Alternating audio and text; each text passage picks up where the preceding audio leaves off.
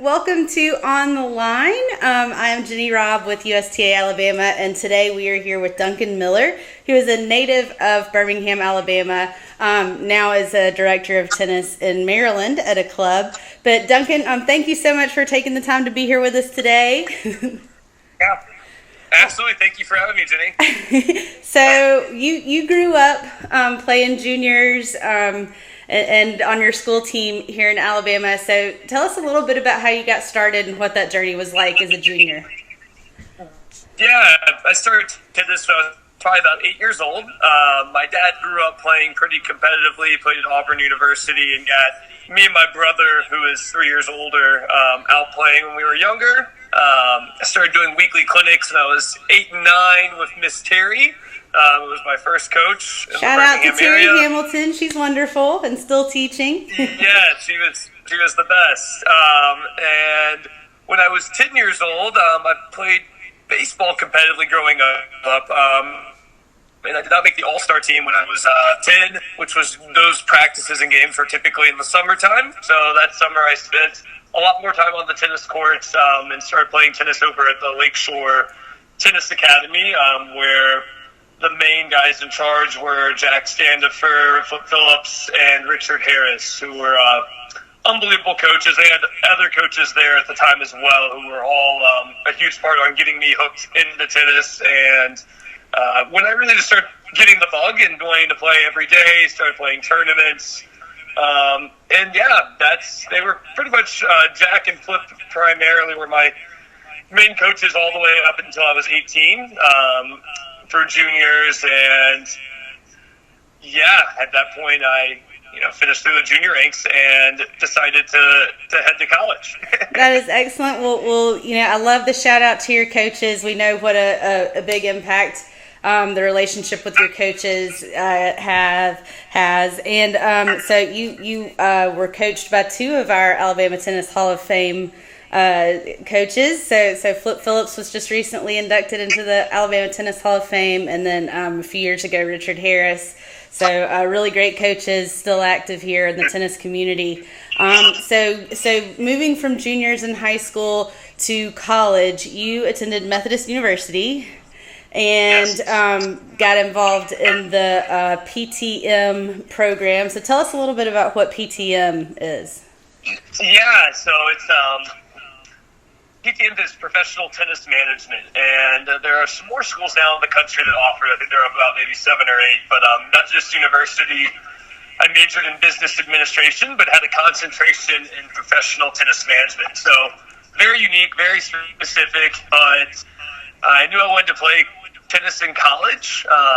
Didn't quite know what I wanted to do past that, and figured I could, have a love for business, but also kind of combine that with my love for tennis. And PTM really wouldn't be where I am without it. It set me up for success. I was able to work at 3 different internships, become USPTA certified, learn just a lot of nuances of the tennis industry.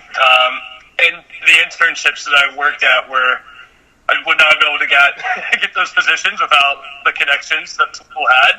I worked at Burning Tree Country Club in Greenwich, Connecticut, West Hampton Country Club in the Hamptons in New York, and my final internship was at the Philadelphia Cricket Club in Philadelphia. So great clubs, all paid internships, a good way to make a little money, but more importantly, just kind of learn the business of the tennis industry more in the Northeast area.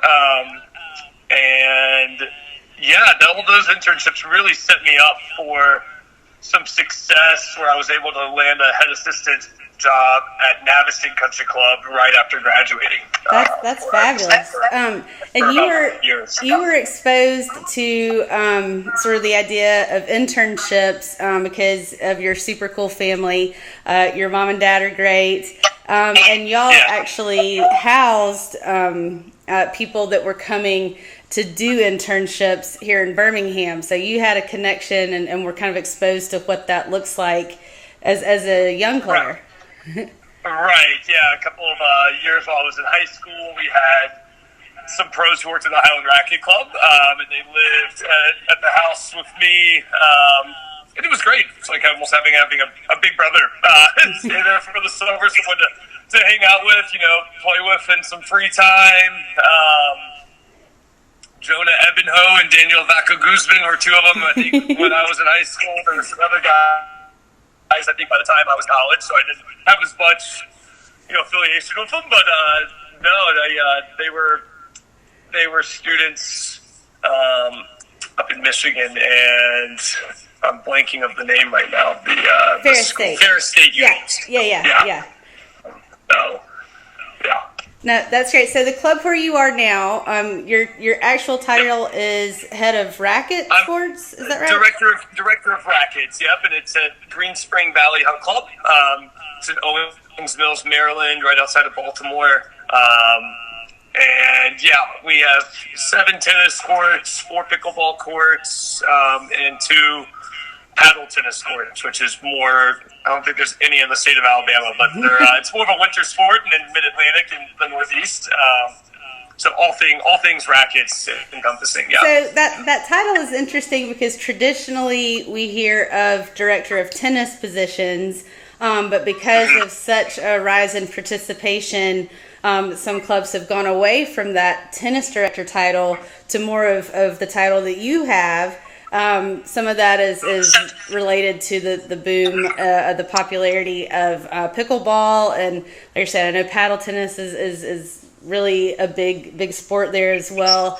So as far as the state of the industry, I think that this is a trend that will continue moving forward. That the title will be, director of rackets, racket sports.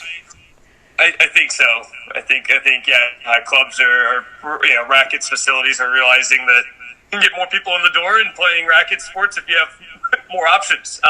And so not just being, well versed in tennis, but, other ways to get people involved and using the facilities. Yeah, and we've heard a lot in the tennis world about, how COVID initially might have slowed down participation in every industry, but actually tennis felt a very positive increase in participation of players, maybe due to that availability of other things other than just tennis. But you had a lot of people coming out. What did you see in your club? Yeah, it was definitely had a positive impact over the course of the summer. It was a frustrating and weird time. Middle of March, when we were kind of told that we couldn't come into work for about 6 weeks. So it really went from 0 to 100, where no one was teaching at all. So once we opened the doors, we couldn't keep up with the supply of, how many people wanted to come and play. And was fortunate to be able to keep our staff because, again, they weren't getting any hours. I wasn't sure what was going to be available for them.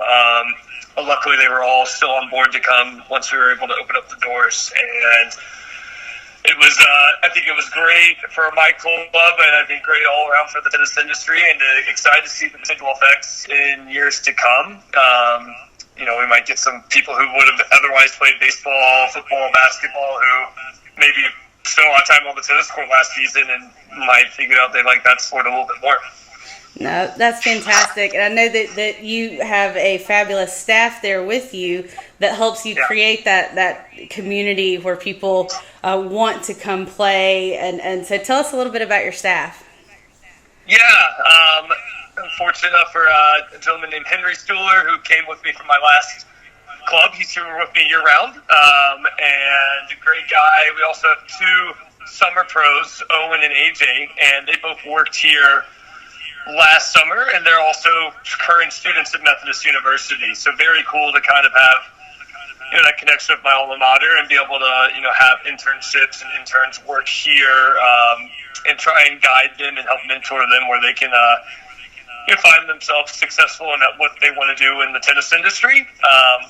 And they all worked here last summer and are coming back this season, which I think is just great for continuity at the club, for the membership, as a managerial role.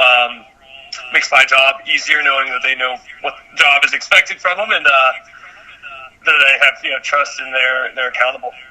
Well, you won a pretty special award while you were here in Alabama. Elaine Francis was the executive director of Alabama, 33 years. She recently retired. And tell us a little bit about that Elaine Francis award that you got. And if you have a message for Elaine, we'd love to hear it before we know you got to go.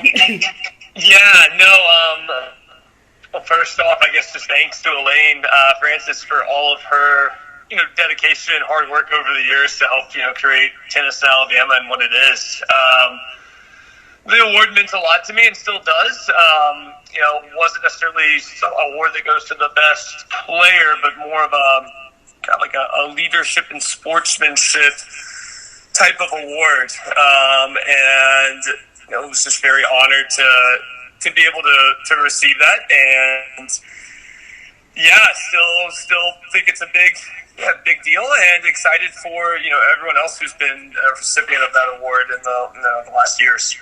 Well, I know you wish Elaine the best in her retirement. We love Elaine and Larry, so I know she'll be excited to see you and hear from you. So thank you again for that.